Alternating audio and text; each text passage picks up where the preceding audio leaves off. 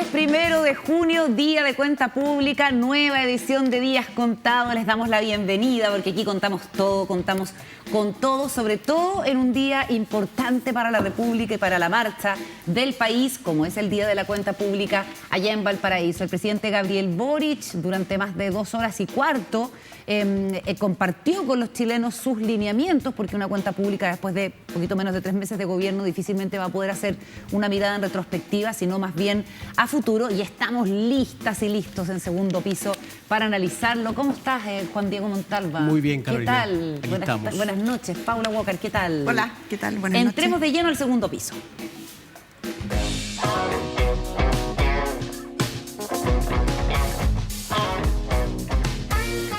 Bueno, y es en el Segundo Piso donde se fraguó el discurso de 32 páginas que el presidente Gabriel Boric leyó hoy día. Ahí está su equipo de asesores, que ustedes conocen también, y finalmente fue editado por el jefe de gabinete del propio presidente y, por supuesto, por Gabriel Boric, que le dio el visado final. Y parece que hasta último minuto, porque al entrar al Congreso se fue a la sala contigua, no se compartió en un primer momento, se comunicó, de hecho, desde Presidencia que no se iba a compartir el discurso con embargo con los medios de comunicación, como ha sido habitualmente, pero justo antes de que sonara la campana, sí se nos compartió el discurso que empezamos a analizar. ¿Les parece que partamos por el tono del presidente, por su llegada en el Ford Galaxy, por su presentación, en fin? Paula Walker. A mí me parece... Quiero hablar del tono, lo de la llegada y el Ford Galaxy, yo creo que ya lo vieron mucho, pero yo quiero destacar el tono del presidente. A mí me pareció un discurso, yo lo titulé como honesto. Me pareció un discurso honesto, me pareció un tono súper adecuado. El presidente, durante sus 2 horas y un poquito más, fue una persona más bien dialogante, invitó al diálogo a distintos sectores. Piensen que citó 2 o 3 veces el gobierno del presidente Piñera. Y uno podría imaginarse que, como fue, citó al gobierno de Frey, citó al gobierno de Lago, citó al gobierno de la presidenta Bachelet, pero citó 3 veces al gobierno del presidente Piñera en buena lid, además. No lo citó para criticarlo, sino que lo citó para reconocer políticas públicas, como las vacunas. Dio una especie de disculpa por haber pegado tan fuerte a las autoridades de salud de ciertos grupos que se sienten identificados con el presidente, y dijo que nadie estaba preparado para una pandemia de esa envergadura, y lo citó por otra cosa más. ¿Por qué menciono esto? Porque el presidente sabe que está viviendo un momento histórico muy relevante, que lo que viene por delante son una ruta y desafíos muy, muy de envergadura, y por lo tanto tiene un tono que es un tono conciliador. Destaca principalmente que no vienen a fundar nada, y eso es algo muy importante, sobre todo para sus retractores. Dice incluso que se dedicó a revisar todos los primeros discursos de todos sus antecesores y se fue bien atrás. Hasta el presidente Montt. Yo creo que sí, yo pienso que fue, y creo que fue un 1852. poquito... Exactamente, yo creo que fue un poco antes, pero bueno, pero lo importante es que él hizo el ejercicio de revisar los primeros discursos, que son siempre discursos muy relevantes, porque es el momento en que el presidente o la presidenta se baja del ritmo de la campaña y se sube al ritmo de cómo voy a conducir lo que viene por delante, en lo que viene los próximos, no sé, en este caso 4 años. Y eso es algo súper importante porque uno ve el tono del discurso. Así que, en resumen, para mí, como primera cosa, destacó la paz, destacó que no va a refundar nada, dijo que era un gobierno que va a integrar y que es un gobierno diverso y que va a recibir opiniones. Cuando habló de víctimas, no habló solamente de víctimas de un lado o de otro, en la lógica de las víctimas de la violencia. Mencionó a todo el mundo en esa línea. Mencionó carabineros, mencionó personas del estallido social, volvió a hablar de derechos humanos. Es decir, me parece que es un discurso bien fundacional de los 4 años que vienen, y creo que entrega, ya lo podemos conversar más adelante, señales que son muy, muy claras de la manera en que el presidente va a conducir la ruta que va a llevar su gobierno para los próximos 4 años. Juan Diego. Carolina. Adelante con tu percepción sobre el tono del presidente en primer lugar. Sobre el tono del presidente. No, pasó la prueba, yo creo. Había bastante nerviosismo. El presidente está empezando, un tipo joven, una persona joven. Y era un gran signo de interrogación cómo iba a desarrollar este primer discurso. Logró hacerlo en muy buen tono, tranquilo. Eso sorprende harto porque además, sobre todo con el nerviosismo que había respecto a si que estaba o no estaba el discurso, de que se estaba atrasando. Se tardó más de 15 minutos en entrar a la sala, al salón principal del Parlamento, del Congreso, y quedó claro que le gusta la palabra, que es un hombre quien ese va a ser uno de sus instrumentos, la palabra y la historia. No olvidemos que él fue ayudante de la historiadora Sofía Correa en la Escuela de Derecho de la Universidad de Chile. Ah, mira. Por varios años. Y parece que un grado de separación con Alfredo Jocelyn Holt. Tiene un grado de separación con enemigos íntimos. Contradictor público, contradictor público, Alfredo Jocelyn Holt de Boric. Pero bueno, pero fue ayudante de Sofía Correa durante mucho tiempo, durante varios años, y yo creo que la historia, yo creo que aquí queda en evidencia que hay dos cosas. Le gusta la palabra, va a seguir hablando y va a seguir hablando, cada vez habla mejor, y ahí está una de sus capitales políticos, y segundo, la historia y quedar en la historia. Y aquí hay un elemento que tal vez no es tan relevante, pero que él marca que él habla con líderes mundiales, que habló con Macron, que habló con Trudeau, con Boris Johnson, con Jacinda Ardern. ¿Con quién? Jacinda Ardern. ¿Verdad? De Nueva Zelanda. Y que él está preocupado de estar en el mundo. Ojalá le vaya mejor que le fue a Piñera en sus intentos de estar en el mundo, pero porque no es una apuesta arriesgada con la cantidad de tareas que tienen que hacer acá adentro. Y eso principalmente, yo creo que pasó la prueba, una prueba que no es fácil. Yo creo que marcó, había una gran incógnita respecto a qué iba a ser este gobierno, y él de alguna manera fue bien ordenado en sus 5 puntos y se extendió bastante en cada uno de ellos. En ese sentido, yo creo que logró tranquilizar a quienes estaban nerviosos en sus huestes respecto a que no habían, a la brújula que tenía este gobierno, ¿no? Acordémonos de la frase que dio de la brújula, que no fue muy afortunada. En este momento mostró que tenía brújula y que hacia allá iba. Uno tiene que preguntarse cuánto le va a servir esto al presidente a la hora de tramitar sus proyectos de ley y conseguir los votos. Cuando termina de dar su discurso, los parlamentarios y las parlamentarias del oficialismo se veían exultantes, diría yo, lo abrazaban. Volvió a generar esta especie de ola. Volvió el alma al cuerpo. Yo creo que esa es una buena expresión, pero hay que ver en cómo se traduce eso en mejor gobernabilidad, sobre todo porque la oposición de inmediato prácticamente empezó a criticarlo, Paula. Sí, no, yo quiero tomarme una cosa que dice nuestro compañero JD con respecto al rol de un presidente y su facilidad o no para la palabra. Yo creo que el presidente hoy día demuestra que el gran capital del gobierno es él, desde el punto de vista de la impronta, del tono y de comprender. Yo creo que el presidente Boric comprende muy bien el rol que ocupa y la proyección de su rol histórico.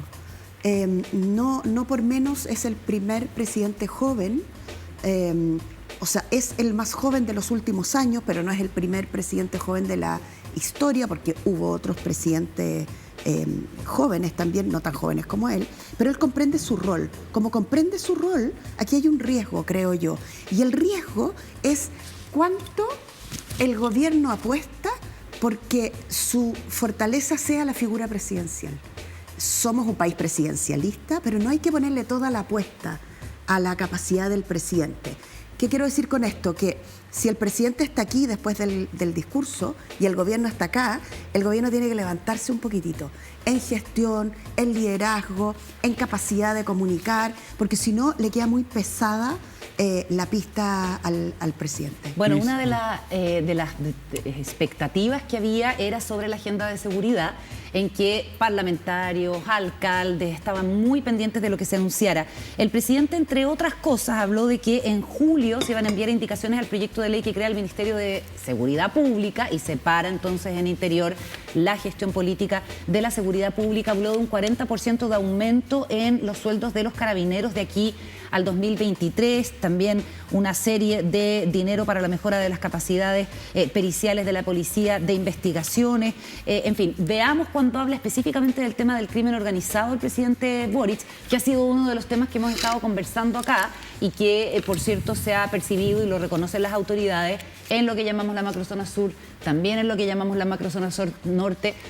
Para ambas hubo anuncios específicos, aunque esto parece no ser suficiente para la oposición. Hay otro proyecto en materia de seguridad que ya empezó a levantar polémica y es la ley que prohíbe totalmente la tenencia de armas. De hecho, el presidente se da cuenta que no todos los parlamentarios aplauden. Sí. Hay por lo pronto una bancada republicana, son 15 parlamentarios que difícilmente van a estar de acuerdo con esta posición, cuando pensamos que José Antonio Kast era de hecho partidario de que la gente pudiera armarse. Veamos lo que dijo el presidente en materia de crimen organizado.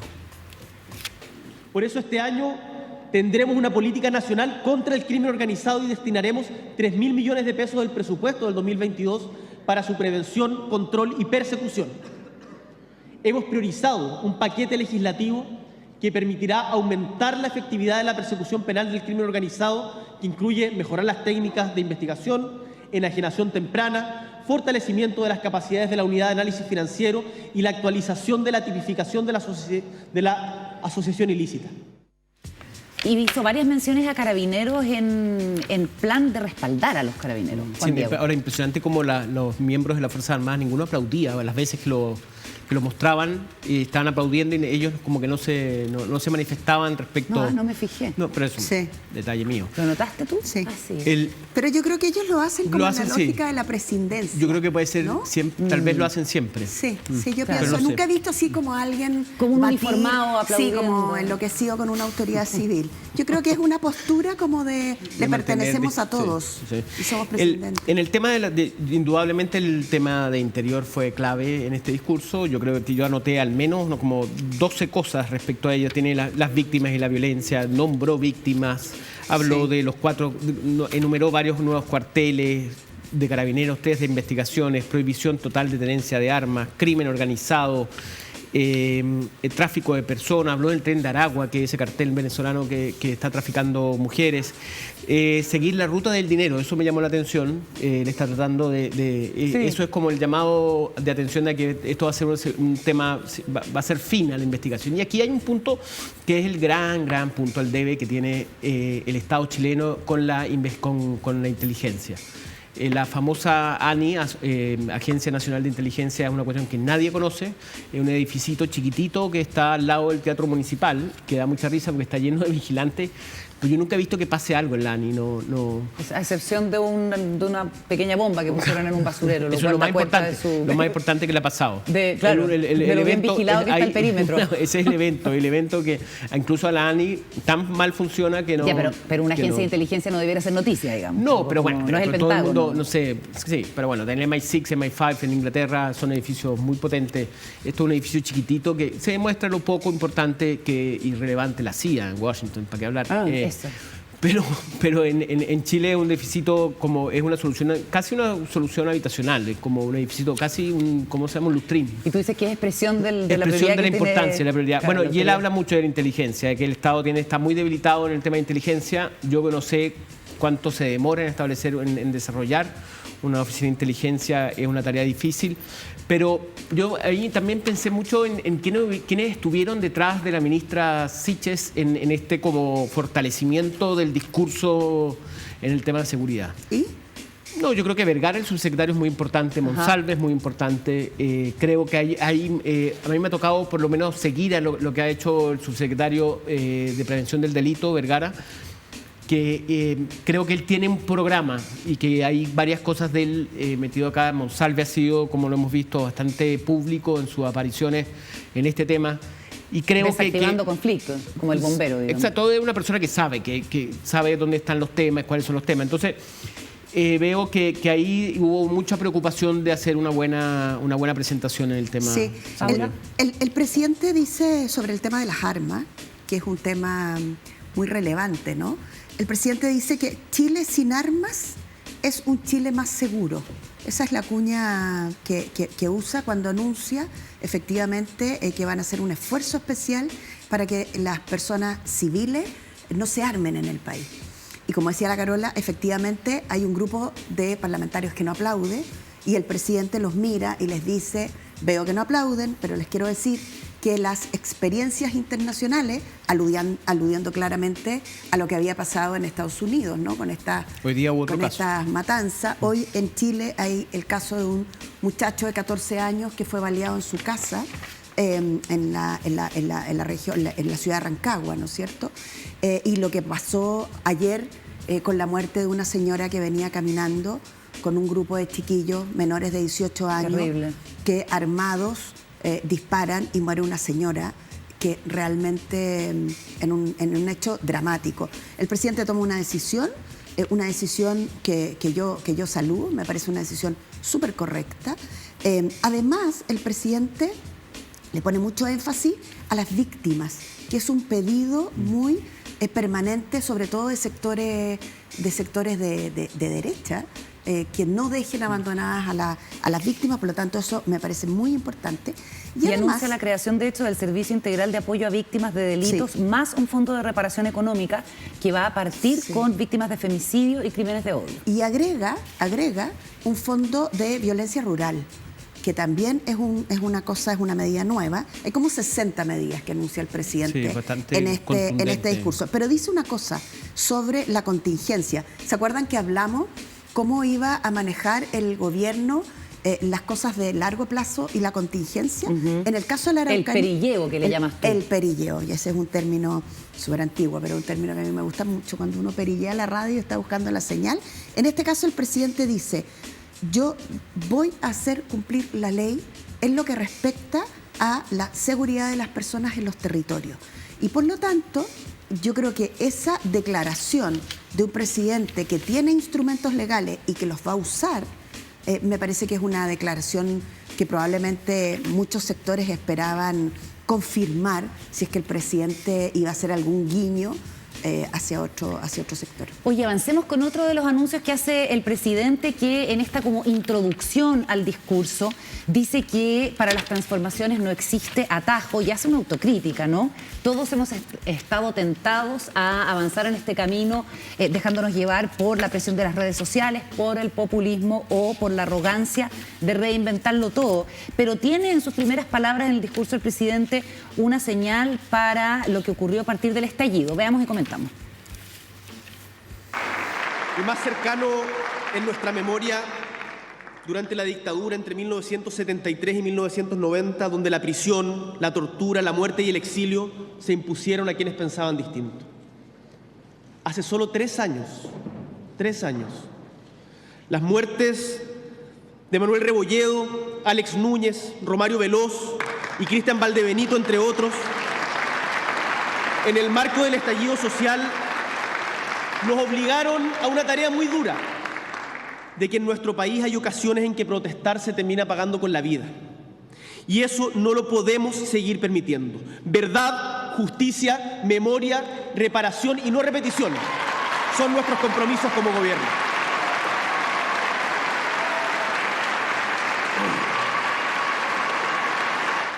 Bueno, y la transmisión muestra a Fabiola Campillay, la senadora, porque luego el presidente anuncia la creación de una mesa de reparación integral a las víctimas de violaciones a los derechos humanos a partir del 18 de octubre, que va a coordinar y encabezar la senadora Campillay. No fue el último anuncio en materia de derechos humanos, porque también hay un proyecto que va a depender del Ministerio de Justicia y que lo que busca es iniciar una búsqueda de los detenidos desaparecidos, no cejar en eso. De hecho, el convencional constituyente Roberto Celedón, que es un abogado de mucha trayectoria en materia de derechos humanos, tuitea que le pide humildemente al presidente que levante el secreto de la Comisión Walech para avanzar en este asunto. ¿Cómo ven eso o algún otro comentario antes de pasar a nuestro próximo bloque en que nos visita Cristóbal Belolio? Viene también el abogado Luis Cordero hoy día.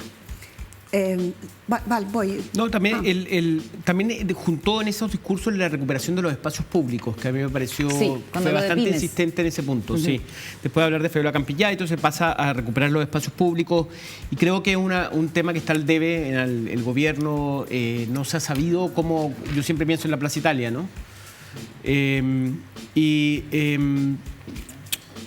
Eso, ¿no? Y bueno, la visita a la escolta también fue un tema como estaba lleno de gestos humanos, de visitas que hizo en el sur, en el norte, y esta visita a la escolta que sufrió fue herido de bala y un secuestro, ¿no? Sí, es interesante cuando el presidente repasa la idea del malestar en nuestra historia, ¿no? Él habla de distintas protestas, sobre todo las protestas ligadas a los comienzos del siglo XX por la cuestión social en Chile. Y cuando hace eso, lo que pienso yo que el presidente intenta mostrarnos es que el malestar con las situaciones es un tema bien cíclico en la historia de todos nuestros países, y lo que asegura y lo que quiere poner por delante es que tienes derecho a manifestar tu molestia con el sistema. Lo que no es aceptable es que eso te cueste la vida o, como pasó con la senadora Fabiola Campillay, termine quitándote, en este caso, como ocurrió lamentablemente en Chile, termine lesionándote a tal punto de quitar tus ojos, ¿no es cierto? El presidente dice, vamos a seguir buscando a los detenidos desaparecidos. Y pienso que esa declaración es una declaración que colabora a una cosa que a mucha gente en el país no le gusta, ¿eh? Y sobre todo los sectores más extremos siempre dicen que hay sectores del país que vuelven a la dictadura y vuelta con sacar a Pinochet y vuelta con... Tienen esa cosa, pero lo que es muy importante es comprender que los países nos hacemos de una historia y la historia no tiene fin. La historia es algo que va repitiéndose y está con nosotros acompañándonos. Por lo tanto, hablar de memoria, de reparación, de no repetición, volver una y otra vez a conocer lo que la historia nos puso por delante, nos ayuda a que nuestro futuro y nuestro presente sea un futuro y un presente que toma en consideración esas cosas. Así que muy bien el tema de los derechos humanos en el discurso del presidente, a mi gusto. Oye, claramente la estrategia del gobierno es copar la agenda con los temas que al gobierno le interesa llevar adelante. Se hizo obviamente en la cuenta pública en la mañana, se ha hecho también con esta cadena nacional que se ha transmitido hace poco rato, en que lo que se busca es bajar a la ciudadanía de manera, digamos, didáctica muchos de los anuncios que allí se hacen. Y se hace también cuando se anuncia que esta misma semana van a empezar a ingresar los 3 proyectos de reforma tributaria que el gobierno ha articulado para lograr este pacto tributario y que suponemos no va a ser tanto resorte del ministro Jackson conseguir los votos, sino más bien resorte del ministro Marcel, que ha tenido un buen desempeño hasta ahora en esa tarea. Estoy pensando en el quinto retiro, por ejemplo, en parar el tema de los retiros. Veamos lo que se anunció en materia de pacto reforma tributaria. Un país que está fracturado socialmente no puede crecer. Por eso, una distribución más justa de la renta es condición necesaria para que retomemos el camino del desarrollo. Por eso, hoy los quiero invitar a que juntas, trabajadores, empresarios, Congreso y Gobierno, avancemos hacia un gran pacto tributario y productivo que permita llevarnos al camino de un crecimiento justo, inclusivo y sustentable. Y para ello les propongo el siguiente desafío. Quiero proponerle un desafío al país. Tenemos que lograr que la productividad vuelva a crecer al ritmo del 1,5% anual en lugar del estancamiento de los últimos 10 años. Si lo logramos, el producto potencial podría crecer por sobre un 4% anual, lo que a su vez permitiría compensar el alza de los costos laborales que implican medidas con las cuales nuestro gobierno está profundamente comprometido, como el aumento del salario mínimo, la reducción de la jornada laboral a 40 horas y el aumento de las cotizaciones en el marco de la reforma previsional. Bueno, estaban invitados los representantes de los gremios empresariales. Juan Sutil dijo a la salida que le parecía o él pensaba que el diálogo iba a ser más profundo de cara a la discusión tributaria. ¿Cómo ves tú aspectado este asunto que es central? O sea, de hecho, el tema de la condonación del CAE pasa por la aprobación de la reforma tributaria. ¿Crees que hay agua en la piscina? A mí, un detalle sobre Sutil, Juan Sutil, el presidente de la CPC, que dijo que se criticó y dijo que había poca acción. Sin embargo, después se lamentó que el Congreso este mes viera la reforma tributaria que él esperaba, que hubiera más conversación previo. Entonces, como yo creo, una cosa. Claro, como que justamente en eso no había.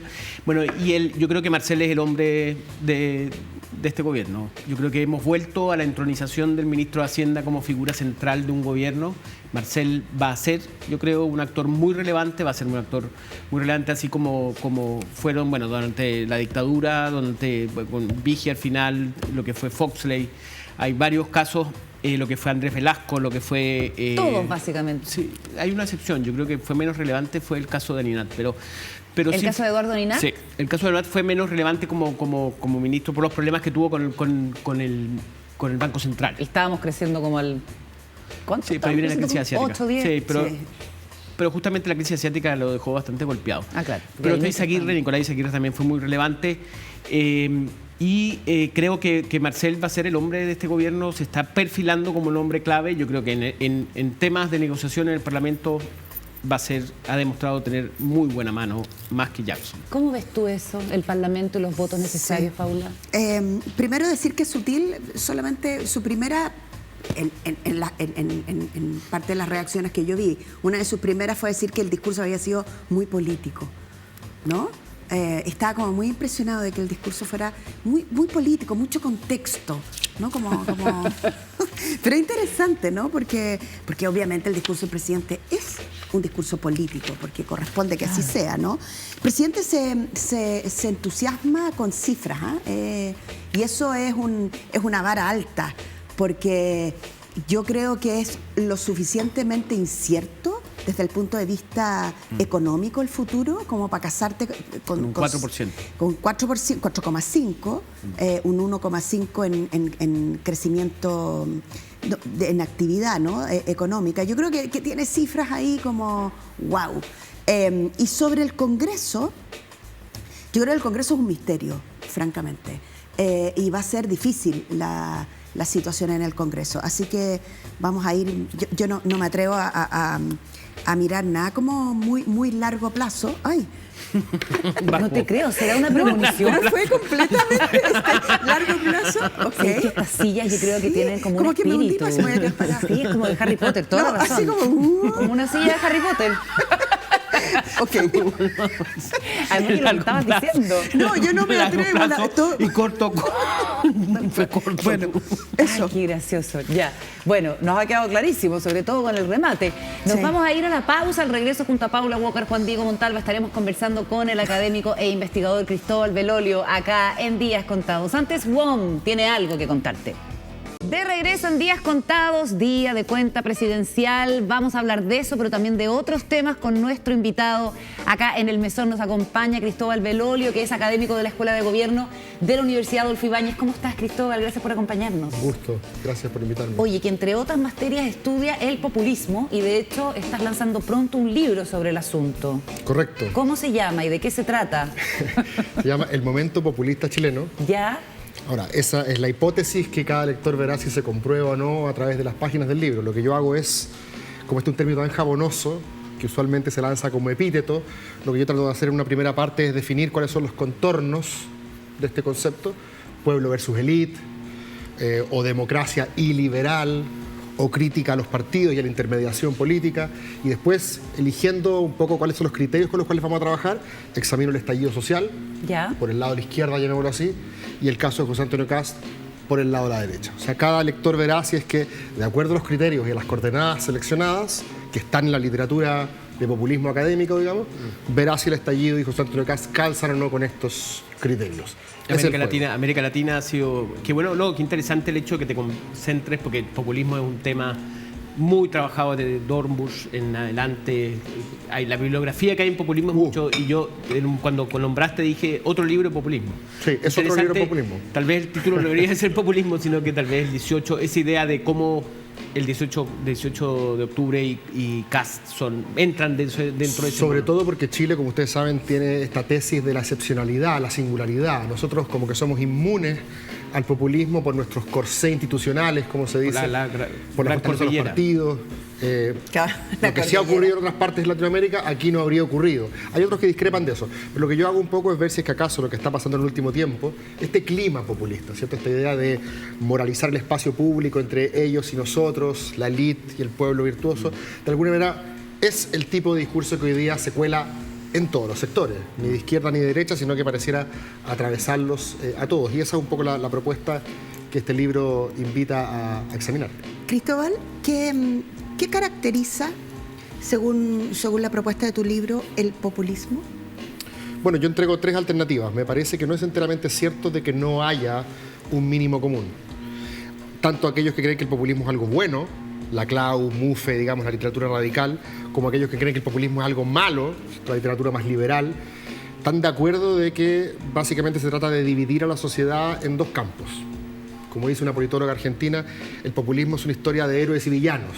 Necesitas un villano, ¿cierto? Hay mucha discusión si el pueblo requiere o no estar encarnado en un líder. Si es que esa fuese su condición sine qua non, el estallido no podría hacerlo, ¿cierto? Es todo lo contrario. No tuvo líder, produjo, exactamente, ¿cierto? líder. Hay otros que dicen que necesariamente tiene que ser antipartidos. Bueno, ¿qué pasa en el caso de José Antonio Kast, entonces, que forma un partido? Ese tipo de discusiones son las que yo trato de introducir para tener como el criterio teórico y después ir a los casos empíricos y ver si calzan o no con estos criterios teóricos que la literatura ha desarrollado. Oye, y hoy día vivimos un momento, podríamos decir, antipopulista, porque es ya como el sumum del republicanismo, que es cuando el presidente Sí. hace su cuenta pública, no cualquier presidente, no en cualquier contexto. ¿Qué te parece la figura de Boric hoy en su discurso de 2 horas 20 y además enfrentando algo que es sumamente complejo, que es el momento que estamos viviendo y el nuevo orden político en este ciclo? Sí, es interesante, de hecho, que tú lo mencionaste hace un rato. Él menciona de que todos nos hemos visto tentados al populismo. O sea, de alguna manera reconoce que es como un clima que se cuela en todos los paisajes Tentado al ideológicos, atajo. ¿cierto? Claro. Y que es cierto, en el último tiempo lo hemos visto en todos los sectores. Esa idea como de demonizar al adversario y que no es un interlocutor válido porque representa los intereses de la élite, etc. Mucho argumento hoy día en la convención, de hecho, justamente tienen que ver con eso. Me parece que Boric personifica la República, o como diría Sol Serrano, hoy día habitó la República. Me gusta eso, es un discurso menos millennial y más boomer, si es que lo queremos ver desde ese punto de vista. Hay menos lenguaje inclusivo, por así decirlo, que es más de nicho. No estuvo presente. Y además porque es un público que está ganado, ¿cierto? El Boric que hoy día tiene que salir a la cancha es a evitar la sangría, y la sangría se le está produciendo por temas que ya todos sabemos, ¿cierto? Seguridad ciudadana, crecimiento económico, y a reforzar los propios. Esto es como apagar los talentos, ¿cierto? A los gobiernos de derecha uno les entrega tiempo para que el delivery lo hagan en lo que saben hacer. Uno espera que un gobierno de derecha se encargue de orden público y de crecimiento económico. Uno le pide cosas que no sabe hacer la derecha, que no están dentro de su repertorio conceptual e ideológico. Y a la izquierda uno le pide generalmente redistribución, ¿cierto? Que entregue una sociedad más igualitaria desde el punto de vista material, Equidad. pero equidad, claro, pero también que esté más conectado, más sensible con las agendas progresistas en materia moral, valórica, como se le dice. El problema es que cuando gana Boric, las 2 agendas que se estaban imponiendo y que yo creo que explican en parte el ascenso de Kast eran bastante ajenas al elenco frente amplista. Era seguridad ciudadana y el crecimiento económico. La segunda vuelta, en cambio, creo que se impone el eje cultural, que es el que favorece a Boric, porque él está mucho más conectado con la sensibilidad, especialmente las nuevas generaciones y las mujeres, que son las que le dieron el triunfo. Dicho de otra manera, en segunda vuelta la gente vota contra Kast, más que a favor de Boric. Un fenómeno que los politólogos llaman preferencias negativas. Hoy día la gente, más que votar por alguien que les gusta, no votan por el que les disgusta, votan contra el que les disgusta.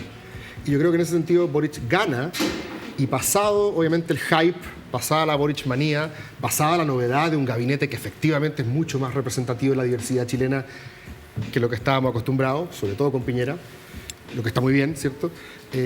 Boric entra a gobernar y se da cuenta que, disipada la chaya, siguen estando ahí orden público, y con orden público meto inseguridad ciudadana, meto migración, meto violencia en las calles, meto la Araucanía y el problema económico, inflación, ¿cierto?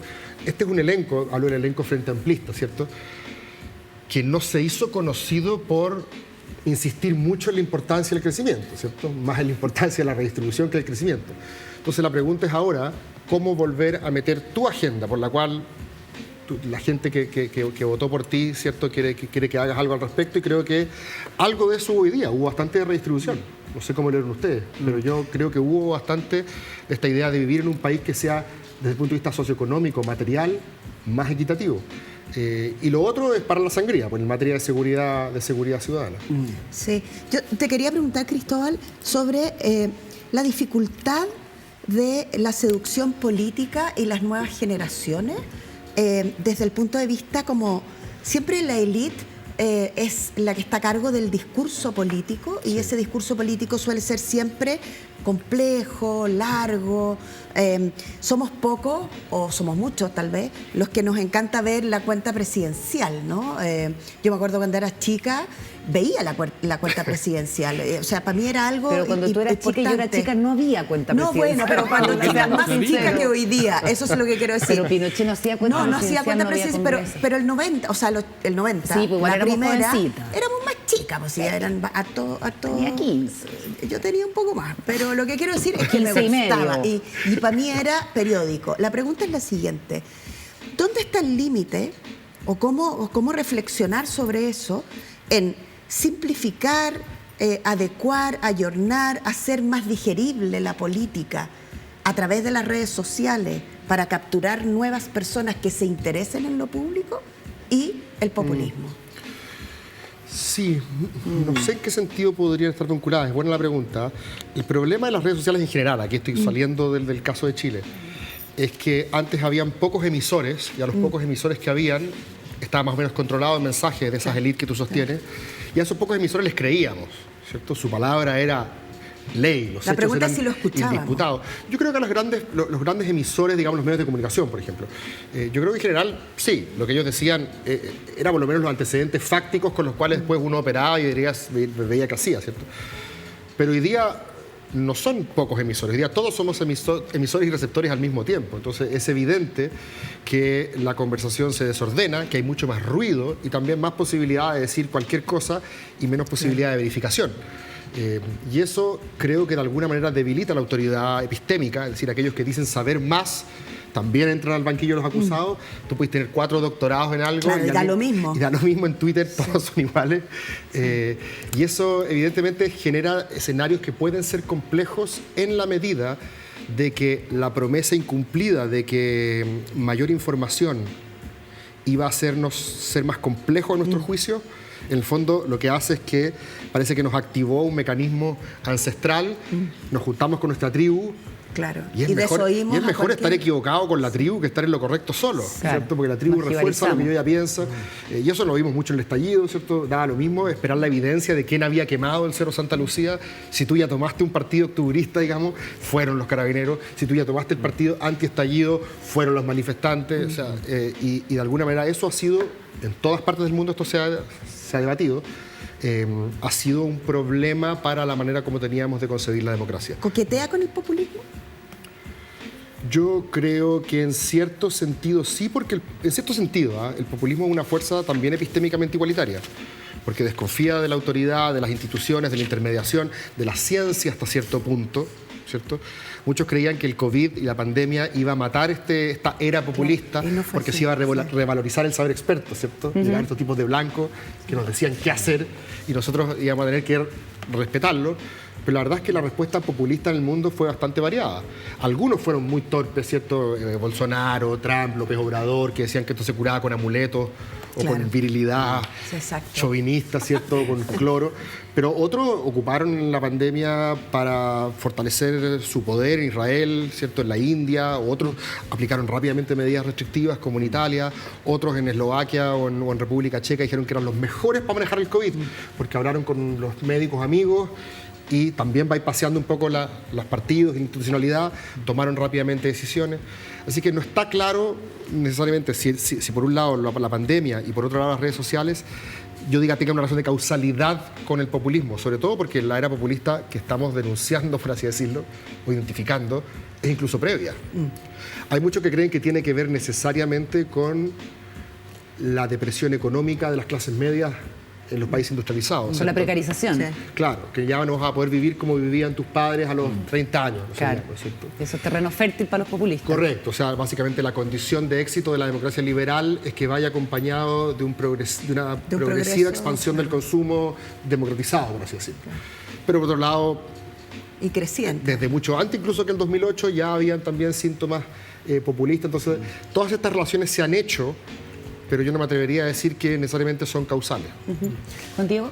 Esta es la primera invitación que hace Boric, personalmente, y hace su gobierno a los representantes del sector privado, Sí. que me parece bastante significativo. Y además le tiró el conejo encima de la mesa. Le dijo, además se viene la reforma tributaria. Sí. Y lo de productividad. Y no ¿Cómo te lo mandó mando a decir con nadie. Claro. Y Te lo digo entonces yo. y hay que decir que fue bastante amistoso en su Approach. intento de acercamiento con Fue un buen dueño de casa. un buen dueño de casa, sí. Es muy ¿Cómo educado crees el tú que le va a presidente. ir en esa relación con el sector privado y la economía? Bueno, a propósito de lo que hablábamos un rato de que el tema crecimiento económico no es parte del repertorio natural de este elenco frente amplista, él dice, hay dos cuestiones que para nosotros no son negociables, que son lo de las 40 horas y el salario mínimo. Vamos a buscar una forma de adecuar esto a esto. O sea, para que veamos de dónde se parte, cuál es la condición que no se tranza y cómo hacer que finalmente calce con eso. Yo creo que, a ver, lo primero que me gustaría decir es que es muy interesante también como este elenco nuevo que accede al poder, que fue tremendamente crítico respecto no solo de los gobiernos de derecha, sino de sus padres en ejercicio del poder, de la concertación, ¿cierto? Parafraseando a Michelle Bachelet. Yo creo que este es un gobierno, o sea, es un elenco que desde que debutó en política se vio a sí mismo un poco como la generación dorada, ¿cierto? Y como todas las generaciones doradas, hay una tentación también a la arrogancia. Si no veamos a la generación dorada en el fútbol, ¿cierto? De creerse de alguna manera castos, puros, virginales, prístinos, y que los otros lo hacen mal. A mí me llamó la atención una vez que Sharp dijo, es que si seguimos así vamos a parecer como cualquier otra coalición. Bueno, viejos, son otra coalición. Claro. No son elfos del bosque ni monjes tibetanos. Bastaba que dijeran, somos una generación nueva, que por lo tanto tiene un Chile distinto bajo la piel, que los temas nuestros son distintos a los de nuestros papás, y somos ideológicamente más de izquierda y estamos aquí para cuestionar los presupuestos sobre los cuales la concertación gobernó. Con eso bastaba, pero venderse como que tú haces las cosas necesariamente de una manera distinta siempre es un riesgo. Escupir al cielo siempre es un riesgo. ¿Y es populismo eso?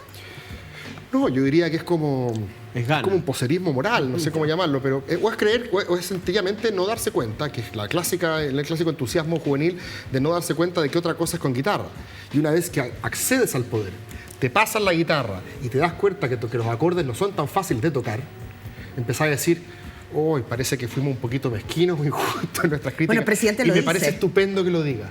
Me parece estupendo que lo diga porque creo que parte, o sea, podemos buscar varias explicaciones de este desplome de 35 puntos de aprobación desde marzo hasta ahora, pero creo que parte de esto tiene que ver con que tú le dijiste al mundo de que eras básicamente tocado por la varita mágica y resulta que llega el momento de los cubos, como se dice, y tienes polémicas por los embajadores que nombraste, hay designaciones que todavía no se hacen. Lo típico. Ahora, es lo típico, lo lo que de pasa siempre. siempre. Pero- En ese sentido, nadie ¿cómo se llama? Llega, ¿cómo se llama? Con todas las herramientas. Ahora, esto no significa que al gobierno necesariamente le vaya a ir mal. Yo creo que hoy día, no sé si será un punto de inflexión, porque como tú dijiste, esto nos importa quizás no a muchos. Pero yo me acuerdo de una portada de La Segunda, 2 semanas después del gobierno de Piñera 2, que se titulaba Un libreto perfecto. Porque claro, venían jugando memoria, él había dejado casi que a su equipo político hibernando en una fundación, lo volvió a poner al Claro. gobierno y después mira cómo Sí. terminó. O sea, Sí. lo Pero- que le está yendo mal al gobierno hoy día no significa que vaya a terminar mal ni mucho menos. Pero digo que es importante, Diego, que haga el reconocimiento de que quizás habían sido demasiado injustos con administraciones anteriores.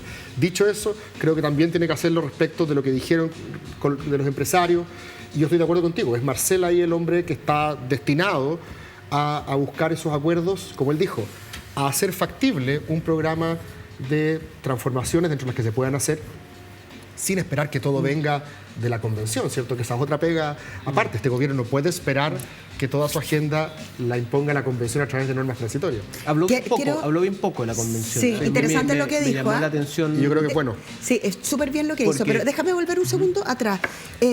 Me gusta, quiero retomar esta idea de llegamos prístinos, llegamos listos, somos distintos, venimos, y una votación también de las personas en búsqueda como de un héroe o una heroína. Sí. Hay una pulsión en todos nosotros, algunos estamos más grandes, otros, pero hay una pulsión bien infantil a dividir el mundo entre héroes y villanos. Por cierto. Hay una película de Batman. Sí.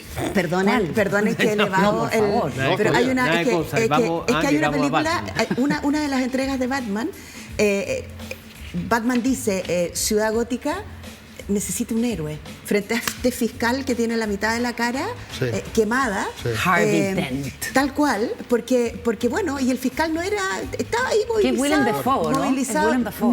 no, Harvey Dent. no, No. movilizado por otras pasiones. Y a propósito populista, el discurso de Bain afuera, cuando dice No. les vamos a quitar esto a las élites y entregárselo a ustedes, al pueblo, es la Claro, personificación del tal cual. populismo. Entonces lo que te quiero decir que hay también algo en esta idea de autoerigirse como también una opción heroica, pero la gente engancha con eso. Sí, a ver, yo estoy de acuerdo siempre, quiero- estoy siempre de acuerdo con Peña cuando dice que las instituciones están para domesticar la subjetividad, ¿cierto? Y por lo tanto perduran a las personas que las encarnan en ciertos momentos. Pero es inevitable también que dentro de esta fuerte institucionalización, sobre todo en Chile, donde las cosas efectivamente son institucionales, y entre paréntesis o pie de página, la recuperación de lo chileno y de lo patrio, otra vez en un elenco que había sido tan crítico respecto de eso, que le trae una bandera chilena y te dice, facho, ¿cierto? Es importante que el presidente recupere también esa chilenidad y no sencillamente se la regale a la derecha. Esto ya lo Tal hizo en la Asunción ¿sí? Al asumir el mando, Sí, ¿cierto? sí. El 11 de marzo, porque en el imaginario de la derecha, las banderas de la izquierda es la bandera mapuche y la bandera negra del estallido. O sea, así se está como configurando esto. Acuérdense el temor en la convención de que cambiaran los emblemas. Y de la diversidad. Exacto. Y esa exacto, fue y la una de las diversidad. grandes solicitudes de la derecha. Bueno. Una de las cosas que logró imponer la derecha fue Sí, ese. me parece interesante hoy día que Boric, en ese sentido, habite la República y también recupere esos sentidos patrios. Pero diciendo eso de la institucionalidad, que es muy importante que sea la que determine, obviamente las pasiones, las subjetividades, ¿cierto? Los liderazgos, obviamente influyen, obviamente son relevantes. Yo creo que desde ese punto de vista Boric está jugando su papel. Pero creo y en esto puedo estar, equivocado, creo que la gente que votó en la última elección, en la segunda vuelta, votó más contra Kast que contra Boric. O sea, que a favor de Boric. Así como en el 2017 la derecha fue estratégicamente hábil en movilizar a su electorado contra el cuco de Chilezuela, yo creo que el 2021 fue el mundo progresista el que fue hábil en movilizar su base electoral contra esta distopía del cuento de la criada, básicamente, Claro. esta regresión autoritaria y conservadora que representaba a Kast. Y por Él la eso, puso fácil y por eso fue tan exitoso en mujeres jóvenes. Que se movilizaron mucho. Cristóbal, no nos queda mucho rato, pero quisiera preguntarte tu evaluación del trabajo de la convención a propósito de tu mirada sobre el populismo o el eventual momento populista, sobre todo en este momento además tan crítico. Mañana en el Pleno se ve el tema de los 2/3 para eventuales modificaciones, en fin. ¿Cómo lo has visto? En primer lugar, como te has dado cuenta, mi mirada al populismo es bastante más descriptiva que evaluativa, ¿cierto? Sí. Hay algunos casos en los cuales el populismo se interpreta, de hecho, como una respuesta democrática ante la falta de democracia de sociedades, democracias liberales, donde son sustraídos sistemáticamente decisiones de manos del pueblo para depositarlas en órganos no electos, ¿cierto? Eso pasa también. El populismo puede ser una reacción democrática. Así que yo no lo demonizo por completo, no me compro la teoría de que sea completamente bueno ni completamente malo. Que es algo que decía Agustín Esquella, me acuerdo en una entrevista que le hice en la radio antes de que se convirtiera en convencional. De repente es muy conveniente para alguna gente motejar cualquier cosa de populista, Correcto, claro. Y por lo tanto yo en el libro lo dejo bien claro, que ocupa un concepto neutro en ese sentido. O sea, despojado de carga normativa necesariamente buena o mala. Y creo que desde ese punto de vista, obviamente hay rasgos populistas en el momento constituyente, ¿no es cierto?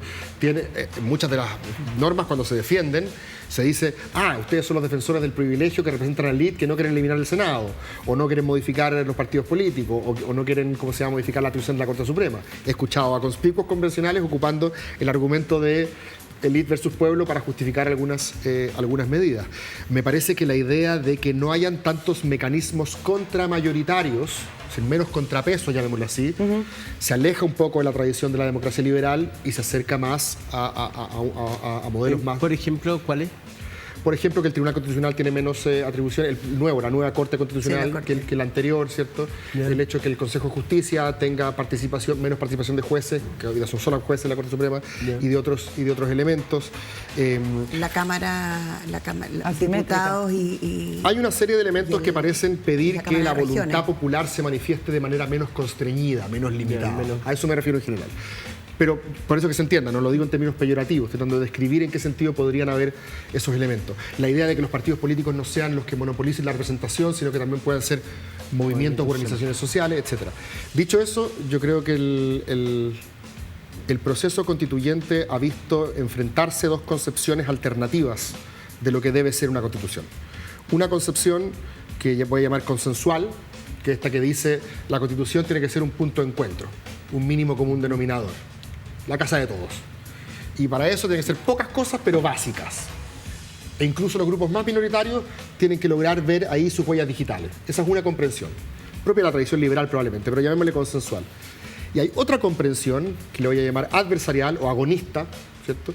Que dice que la política es por naturaleza un enfrentamiento entre dos posiciones, y si yo hoy día tengo la correlación de fuerzas a mi favor, la voy a usar, ¿cierto? De eso se trata la democracia, de eso se trata la política, y lo que da la legitimidad no es el consenso, sino la capacidad de imponer los términos y crear una nueva hegemonía, un nuevo sentido común, llamémoslo así. Y yo creo que ha imperado más esa mirada agonista o adversarial que la mirada consensual. Yeah. Lo que es irónico, porque es la derecha y la centroizquierda la que defiende la más consensual, siendo que la derecha durante mucho tiempo defendió la Constitución de Pinochet, que era básicamente un programa de gobierno que se ocupaba como un arma de un sector contra otro. No era muy consensual. Y también irónico que sea la izquierda, que durante mucho tiempo se alegó que esta Constitución no era la casa de todos, la que finalmente termina ocupando o encarnando una concepción más adversarial o agonista. Eso me parece interesante de mirar cómo se enfrentan estas dos concepciones. Hay que ver mañana cómo se vota en el Pleno lo de los 2/3 y quién está a cuál lado, digamos, de una concepción más democrática o quizás menos en este asunto. Cristóbal Belolio, un súper gusto haberte tenido acá. Muchísimas gracias por venir. Muchas gracias a ustedes por la invitación. Gracias. Nos vamos a la pausa, al regreso. Luis Cordero nos acompaña en el estudio. No se vayan. Seguimos en Días Contados, recibimos a nuestro columnista Luis Cordero, que es abogado, experto en derecho administrativo, que siempre nos ilumina con su mirada sobre distintos fallos y también con el trabajo de la convención específicamente. Pero queremos partir hoy día, Luis, bienvenido una vez más, con tu mirada sobre lo que fue el discurso de la cuenta pública del presidente Boric. ¿Qué te pareció? A mí me pareció muy bien, y yo podría decir que el discurso tiene una columna vertebral, que son los temas que se han discutido en la constituyente. Sí, porque dio la impresión al principio que como que tomaba un poco de distancia, ¿no? Pero tú toma distancia, pero cuando habla de derechos sociales, habla de los 3 derechos sociales que son centrales en la convención. Cuando se refiere a los pueblos indígenas, se refiere a cuestiones que están asociadas a la convención. Cuando se refiere al proyecto de pensiones, está asociado. Pero toma distancia en términos de que no se refiere a la convención, lo cual ustedes son los analistas. Yo simplemente diría, el programa del presidente habla o dialoga con los criterios de la discusión en la convención, pero no dependen de la convención. No sé si me explico. Es decir, que él puede llevar a cabo su programa con las reglas que tiene. Y hay una llamada de atención a la convención, hay una tirada de oreja, hay temas, por ejemplo, tú que manejas el detalle, hay temas que en la convención están tomados de una manera que él lo hizo de otra manera en este discurso, como hay contradicciones entre lo que es la convención y lo que dijo él. ¿O él está de acuerdo con la convención 100%? Yo diría que hay dos cosas que son distintas. Una tiene que ver con que yo creo que el presidente tiene una virtud, y es que tiene un discurso convocante, que no es el estilo que hemos apreciado en la convención. Yo creo que el discurso del presidente es el que uno hubiera esperado en la convención, ¿no? Eso es como esencialmente. ¿El tono? El tono, la manera en cómo comprende. Es un discurso que habla a largo plazo, al país del largo plazo, y a mí me parece que eso debería ser el tono de la convención, ¿no? Y me parece que el presidente tiene ese tono. Y luego, estos ejes angulares, que cuando uno empieza a sacar la fotografía del discurso, son los ejes angulares que han estado en la discusión de la convención. De alguna otra manera, él proyecta en el largo plazo esas inquietudes, las manifiesta en proyectos de ley muy concretos. Entonces tiene como estas dos lecturas, ¿no? Es decir, habla en ese tono sin referirse a la convención, pero también toma distancia, como diciendo, creo yo, esa sería mi lectura, este programa o esta manera de comprender el mundo va más allá de lo que suceda el 4 de septiembre. Es muy importante lo que dice Luis, porque el gobierno del presidente Boric tiene que jugar justamente con dos planos. Tiene que jugar con el plano de un gobierno reformador y tiene que jugar en el plano de un gobierno que tiene que llegar a la vida cotidiana de todas las personas. En el gobierno de la presidenta Bachelet, el último, que era un gobierno de grandes reformas, es decir, el de 2014-2018, que a mí me tocó participar, una de las cosas más difíciles cuando termina el gobierno es mirar atrás y darnos cuenta que ser gobierno reformador y atender la urgencia de la contingencia es muy complejo. Muy complicado. Muy complejo. Entonces, lo que el gobierno a 83 días de su marcha pueda expresar en la hoja de ruta, que ve la meta, pero también ve el proceso, me parece un acierto. Y sobre la convención, el presidente hace una cosa muy interesante, creo yo, que dice, ustedes tienen dos alternativas, votar rechazo o votar apruebo, y ambas son legítimas.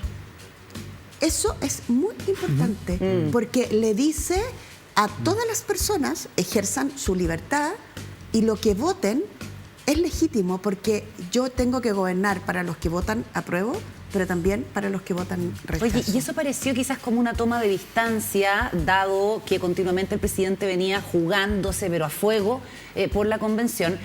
Y uno puede decir, hay un cálculo político, considerando que en las encuestas está aumentando el rechazo, pero probablemente tenga mucho más que ver con lo que dices tú, ¿no? De estar como por sobre cualquier evento contingente, o también en la eventualidad de que no se tenga un nuevo marco constitucional, poder avanzar con su programa dentro de las reglas del juego que hay. Quiero hacer un apunte súper frívolo, pero que no lo es tanto, y recoger lo que planteamos ayer de la necesidad de que el presidente estuviera con una camisa con el cuello bien rígido.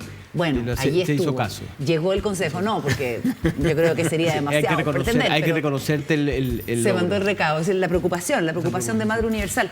Oye, y a propósito de eso, hoy día conversaba con una persona que uno podría definir de derecha, que me decía, quizás el presidente debió en alguna ocasión utilizar la corbata, tener la flexibilidad de andar con o sin corbata, porque obviamente que esto es mucho más simbólico que una cuestión práctica de si se es formal o no formal en el ejercicio del poder, pero que eso eventualmente te podía dar un poquito más de margen de las señales que tú eventualmente entregas. No sé cómo lo ves. Va a ser noticia cuando se mueve corbata. Podría haber sido hoy día. Pero ya como que pasó la vieja un poco, ¿no? Sí, ¿Sabes de dónde va a saltar? Mi apuesta, se va a saltar la corbata. Ya. Y va a ir directo al Mao, al Beatle. No. Al frac. Ay, no, Paula. Estoy hablando para las visitas internacionales. ¿Cómo? Sí, pues. Para las visitas internacionales. ¿Qué te parece este debate, Luis, de las formas y del fondo? Me declaro completa y absolutamente incompetente. Acuérdense, graben esto. Yo creo que el presidente manifestó con o sin corbata. Tú eres malo la para la autoridad. corbata también, ¿o no? Para venir acá, o sea, vengo acá sin corbata. Pero te fijas que te da la posibilidad como de ponerte y sacarte capas o máscaras, ¿no? Por eso no me pareció tan loco lo que planteaba esta persona. Mira, ahí está el cuello un poco más rígido del presidente con la banda. Sí, me parece interesante el tomando lo que dice Luis, como que el presidente se puso al 5 de septiembre, como que saltó al 5 de septiembre, como que no, que es una cosa bastante hábil, porque la verdad que no va a ser fácil este tránsito. Pero la idea como de que yo soy presidente, así que no más allá de lo que pase el 4. A mí me parece, bueno, pero Pablo yo creo que es el especialista en esto, pero a mí la sensación que me da como... Uno esperaba lo que sucedió. El presidente habló de su periodo. Estas son mis reformas y mis reformas son para el periodo y la saca de la contingencia. Eso me parece una grandísima cosa. Y además la manera en cómo lo plantea. A mí me gustó mucho el tono. Por eso digo, él sustituye ese tono de diálogo, la interpelación a la democracia. Esta idea, este país resuelve sus desacuerdos razonablemente por vía institucional. Él es el protagonista de ese acuerdo del 15 de noviembre. Hay mucho de la reivindicación de él. Y por lo tanto la continuidad de su administración depende muchísimo de esa visión. Y a mí me parece bien tomar distancia, pero me parece muy potente hablar de los mismos temas en su programa de gobierno. Y eso creo que lo que transmite es, esto es posible, más allá de la contingencia de lo que suceda el 4 de septiembre. Y eso, y fijó un calendario, si ustedes ven, la reforma a pensiones en agosto, el régimen se refiere específicamente a los proyectos de salud. La tributaria al tiro. Entonces, a mí me parece que eso le da una perspectiva del largo plazo, porque mi impresión es que atar los destinos del gobierno y atar los destinos del funcionamiento del Estado al resultado del 4 de septiembre no le conviene a nadie, sencillamente. El Estado tiene que seguir funcionando. Sortió bien el problema. Sí. Y yo creo que lo hizo muy bien. A propósito de lo que va quedando del proceso constituyente en términos de agrupar a todas las personas, mañana es un día bien relevante. Si no me equivoco, se vota en el Pleno lo que tiene que ver con las normas transitorias. Sí. Así es. Ese periodo raro entre que una constitución se acaba y la otra constitución comienza. Sí. ¿Qué piensas en particular, Luis, sobre el tema de los 2 tercios, ¿no? Si vamos a tener un mecanismo que nos permita reformar una constitución que a todas luces y por el tiempo que nos toca va a requerir probablemente muchas reformas. Sí. A ver, lo que pasa es que tenemos para hablar de esos 2 tercios que están en las normas transitorias, hay que reconocer que tenemos un problema previo y un problema muy grande. Y el problema grande es que en el borrador de nueva constitución que terminó por votar el Pleno, no hay norma general de reforma constitucional, salvo para algunas materias muy específicas. Porque la propuesta de 4/7 no logró el quórum en el Pleno y por lo tanto quedamos en el último día de las votaciones sin una norma general de reforma constitucional. ¿Eso quiere decir que se tiene que votar una reforma constitucional como cualquier ley, por mayoría? Entonces, ¿cuál es el problema que tenemos? Hay un grupo de materias que para que se reforme la Constitución requiere de referéndum, modificación del sistema político, derechos, principios. Entonces, esa norma quedó. Entonces, en principio uno podría decir, hay un grupo de materias que tienen norma de reforma constitucional que es muy acotada y que para eso requiere de referéndum, y el único caso donde no existiría referéndum, según el borrador, sería si se logran los 2 tercios. Por eso se habla de 2 tercios para esa parte. Pero en estricto rigor no tenemos un quórum general.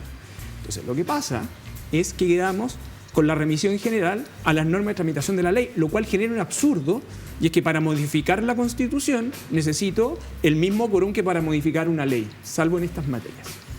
¿Y eso en mayoría simple? En mayoría simple y por regla general, y en algunos casos una mayoría cualificada de 50+1 en ejercicio, cuando se refiere a la ley orgánica, a las materias de Contraloría, del Poder Judicial, etc.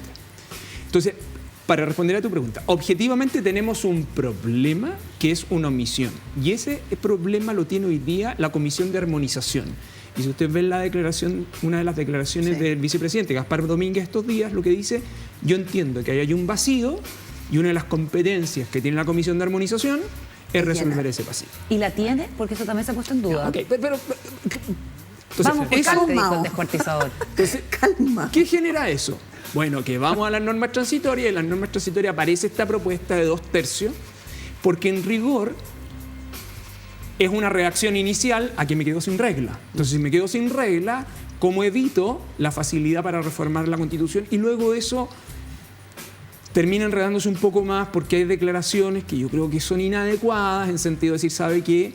Hay que evitar que la Constitución recién dictada sea objeto de reformas porque en verdad este Congreso asume hay una presunción de hostilidad del Congreso y eso está muy mal porque parte de una base de que quienes tienen que implementar estas reformas son hostiles a la nueva Constitución. Entonces, muy discrecional. Dicho eso, los 2/3 es una mala regla para esta etapa porque el problema principal lo tenemos en otro lado y ese es el que hay que tratar de solucionar. Y hay que tratar de olvidarlo como una mala solución por una razón extremadamente simple, porque por el volumen de la Constitución, ¿no? Y por la cantidad de plazos que tienen o están proponiendo en normas transitorias, si tú las miras, tienen normas inmediatas, 6 meses, 1 año, 18 meses, 2 años, 3 años, 4 años, 5 años. Y la mayoría de los temas están concentrados entre 1 año y 2 años. Objetivamente, es muy difícil administrar esa cantidad de cosas en muy poco tiempo. Tendría que hacerlo esta administración con este Congreso, que además implica disputa entre políticas públicas. Lo que es razonable esperar es que parte de ese calendario se tenga que modificar. Y modificar implica modificar la Constitución sencillamente para eso. Entonces, tener una norma de cierre tan amplia incluso conspira contra el propósito de buscar una buena implementación de la Constitución. Por eso creo que lo razonable es ir a buscar la solución a armonización. ¿Tiene o no tiene competencia? Al vacío. ¿Tiene o no tiene competencia? Yo lo respondería al siguiente modo. La razón la tiene quien logre los 2/3. O sea, si el Pleno logra un acuerdo de 2/3 para esto, tiene la competencia. Tenemos solución. O sea, para ser completamente franco, lo que necesita esa solución son 2/3. Son 2/3. Oye, estuvo Elisa Loncón conversando con nosotros esta semana, el día lunes, y así justificó por qué ella apoya que se le imponga 2/3 de la actual legislatura para hacer cualquier modificación constitucional hasta el 2026. Entonces, ahora mi posición es que se tiene que resguardar el quórum de 2/3, ¿ya? Porque esto también lo han vivido otros países, también han instalado, o sea, yo estoy viviendo Alemania, tiene norma de 2/3, Francia tiene norma de 2/3, hay muchos países que tienen norma de 2/3 para cuestiones constitucionales y nosotros podemos estar a la altura. ¿Qué te parece ese argumento, Luis? Lo que pasa es que el problema expuesto ahí es validar más bien la figura de 2/3 como regla permanente. Y yo creo que esa regla permanente, lo que nosotros hemos tratado de construir es un sistema institucional en el proceso constituyente que te permita ir implementando y que el sistema institucional se apropie de las reglas de la Constitución. Si tú tienes un quórum muy alto como para este periodo, bajo la idea de la sospecha, lo que a mí me preocupa es instalar la idea de que el Congreso es hostil y que el Congreso en verdad no tiene ánimo de implementar la nueva Constitución porque su implementación depende de este Congreso esencialmente. Entonces la regla de 2/3 no te permite generar esa condición de diálogo y confianza, que yo creo que sí la logra la de 4/7, la verdad sea dicha, porque es la sobre la cual en principio existía un cierto consenso. Entonces creo que es razonable esperar que el día de mañana, de hecho, parte de los promotores de esa norma de 2/3 ellos mismos han dicho que es conveniente evaluar. Y yo creo que va a depender mucho si hay espacio en la Comisión de Armonización. Parece que se cae, ¿eh? Parece que se cae. ¿Pablo? Sí. ¿Cuánta energía le va a tomar al gobierno ponerle a los 6 meses o al año o a los 2 años de transición? Esto requiere una concentración muy aguda de energías del gobierno, además, para hacer esto, porque... ¿Cómo se opera? Claro, porque además estamos frente al gobierno transformador, al gobierno cotidiano y al gobierno de la transición constitucional. Por suerte son jóvenes, ¿ah? Sí, salvo con excepciones. Claro, pero pasa una cosa que es una dinámica natural cuando las autoridades están ejerciendo funciones ejecutivas y es que el Estado está dividido en sectores, cada sector tiene que cumplir sus objetivos y sus demandas, y por lo tanto esto ya no es un problema simplemente de implementar de cara a la ciudadanía, es que además en el sector público comienza la disputa de quién es el que tiene el protagonismo. Por eso, ¿y quién tendría que tener el protagonismo? Es que ¿La Secretaría General de la Presidencia? Ese es un punto, es que es clave acá. O sea, esto es una agenda del ministro Jackson. Sí, por eso te digo. Le toca a él. Le toca a él porque él es el que está a cargo. No porque quiera, sino que porque es la función que le corresponde. Exacto. Pero por la otra, tienes entonces la pregunta de, bueno, ¿cómo se fijan esas prioridades? Las normas transitorias juegan un poco, si tú miras los plazos, como si fuera una carta GAN implícita. Una carta GAN. Claro. O sea, de cuándo hacer qué cosa. ¿En qué momento? Entonces, pero el punto es que el gobierno también tiene que definir cuáles son sus prioridades. Por eso, a mí me parece que el presidente lo que hace es mostrar su propio itinerario. En el fondo. Propio GAN. Y cuando su propia carta GAN. Y cuando muestra su itinerario, dice, ok, este es mi periodo. Y claro, se separa un poco de ese proceso, naturalmente, porque su periodo es más largo, tiene que administrar ciertas incertidumbres, pero esto es natural y aquí las disputas van a ser obvias. El gobierno va a ingresar su proyecto de pensiones ahora en agosto. ¿Cuándo ingresa el de salud? Son dos tremendas reformas que hemos además esperado durante muchísimo tiempo.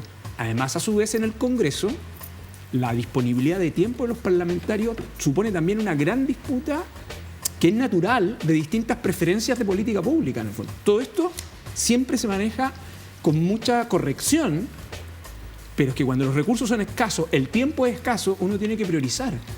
Implementar la Constitución es una manera de priorizar. Y ahí, claro, cuando no priorizan tu preferencia, vas a tener un problema. Y eso parte de la política. Es bien notable lo que tú dices, Lucho, me parece, Luis, que porque Boric lo que ha dicho es que yo tengo una agenda clara de lo que voy a hacer y que tiene elementos de la convención, pero más allá de lo que pase aquí. Entonces, como yo hago lo mismo, voy a hacer lo mismo que se habló en la convención, pero lo voy a poner en práctica de esta manera y lo voy a ejecutar de esta manera. Sí. Y a mí me parece que él rescata ese diálogo de la convención o de las inquietudes de la convención o en torno a los debates que están ahí y los proyecta como su programa de gobierno. Claro, más allá no importa la constitución. Así es. Pero en ese sentido es bastante duro lo que es como decir, mira, sabéis que más allá de lo que pasa el 4 de septiembre, yo escuché los temas de la constitución, yo lo voy a hacer de esta manera. Vean ustedes, le dejo a ustedes como que se desentiende un poco de la Constitución. Hay cuestiones, para seguir con la argumentación de Juan Diego, bien prácticas, por ejemplo, que le mandata a su ministra de Medio Ambiente a generar unos consejos de cuenca para el manejo del tema de las aguas. Y el tema de las aguas también tiene toda una nueva institucionalidad. Entonces, y eso es un súper, por eso yo te digo, el discurso está construido en una columna donde las expresiones utilizadas dialogan con el debate constituyente. Y Cuenca, gestión integrada de Cuenca, está precisamente eso. Ahora, lo que pasa es que estamos hablando nosotros de gestión integrada de Cuenca desde el 91. Sí. De repente quedó oculta. Llega la presidenta Bachelet en su primer mandato y es protagónico. Y ahí en adelante tuvimos una tensión muy, muy grande. Lo que quiero decir es que no son políticas públicas simples. Hay algunas que el público en general las conoce porque hay muchos incumbentes, ¿no? Pensiones, y estamos hace muchísimo tiempo. Lo que quiero decir con esto no es porque exista mala voluntad probablemente, es que implementar y diseñar política pública es bien complejo. Y a mí por eso me parece que ese discurso está inteligentemente construido. Porque no es que yo creo que él desprecie la convención, sencillamente no podría hacerlo, es parte de su identidad, en mi opinión. Pero tampoco puede aparecer como inmovilizado. Porque su gobierno tiene 4 años en el fondo. ¿No? Y además de eso, porque de alguna otra manera, aún en el evento, o sea, cuando gane el apruebo, implica priorización y el presidente acaba de haber definido su priorización. Ahora, el presidente ahí el presidente hace una cuestión súper interesante en alguna parte del discurso. Dice, aquí se requiere y voy a usar voluntad política. Que la voluntad política como concepto resuelve justamente lo que veníamos conversando. Esto es verdad que hay muchas cosas que la nueva Constitución puede resolver de una forma mucho más como comprensiva. Pero la voluntad política es capaz de encontrar fórmulas para resolver en los 4 años problemas que se arrastran hace decenas de años. Y eso es usando la clase de Luis que nos dio hoy día, yo creo que acá Boric lo que hizo fue decir, señores, aquí hay 2 autos, hay uno que va lento y uno que va rápido. La constitucional, los dos necesitan gasolina. Claro, no, la constituyente va a tener una velocidad, pero no se preocupe porque en el de nosotros este gobierno tiene un plan que es muy similar y vamos a ponerle toda la velocidad que necesita para implementarla, o sea, como en ese escenario. Y con esta fantástica analogía tenemos que ir cerrando, así que... Sí, mira, solo yo lo que haría a lo que dicen ustedes dos, pero además él llama a la complicidad, porque él siempre no interpela, sino que convoca, y ocupa la expresión, a los congresistas, ¿no? Y lo hizo cuando hablaba del capítulo de democracia. Entonces lo que dijo en el fondo es eso, pero esto lo hacemos juntos. Aquí en este bote estamos todos juntos y nos hundimos todos. Claro, no se salva nadie. Muchísimas gracias. No, por favor, muchas gracias. Hasta la próxima. Nos vamos. Termina esta edición de Días Contados. Les agradecemos mucho la compañía, como siempre, los buenos comentarios, en fin, el entusiasmo con que reciben nuestro programa que hacemos con tanto cariño, ¿cierto, Paula? Con mucho cariño, incluyendo episodios como La Silla. La silla que se desmorona, la moscadrón. Ya vamos teniendo una nueva. Te falta una a ti. Muchas gracias, Juan Diego. No, acuérdate que él ya tuvo, yo también. Sí, bueno, ustedes tuvieron otro. Muchas gracias. Hasta la próxima, que estén bien. Chao.